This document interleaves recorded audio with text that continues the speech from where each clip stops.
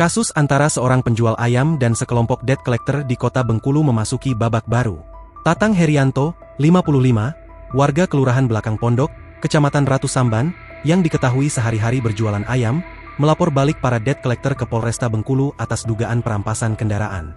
Langkah ini diambil Tatang setelah dirinya dilaporkan lebih dulu oleh pihak debt collector atas dugaan pengeroyokan dalam insiden yang terjadi di kawasan Kelurahan Tanah Patah, Kecamatan Ratu Agung, pada Kamis, 30 Oktober 2025. Dalam kejadian tersebut, Tatang sempat terlibat pertikaian dengan beberapa orang yang mengaku sebagai debt collector saat mencoba menarik satu unit mobil Daihatsu Luxio miliknya.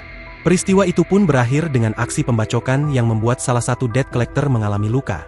Saat ditemui di rumahnya pada Sabtu, 1 November 2025, Tatang Herianto mengaku apa yang dilakukannya bukanlah tindakan kriminal, melainkan upaya membela diri dan mempertahankan hak miliknya. Menurut Tatang, para debt collector datang secara tiba-tiba dan mencoba mengambil paksa mobil Luxio yang saat itu sedang dikemudikan oleh karyawannya, Revaldo Saputra, 19.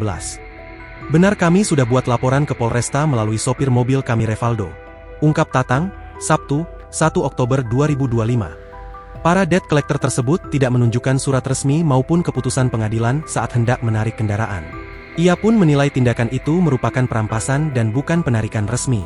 Kalau mereka punya surat resmi dari leasing atau putusan pengadilan, saya tentu akan patuh.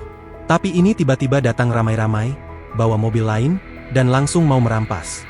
Itu bukan prosedur hukum, itu begal, kata Tatang. Berharap proses hukum berjalan adil dan transparan. Ia menegaskan siap mengikuti seluruh tahapan pemeriksaan dan meminta agar pihak berwenang menegakkan hukum tanpa pandang bulu.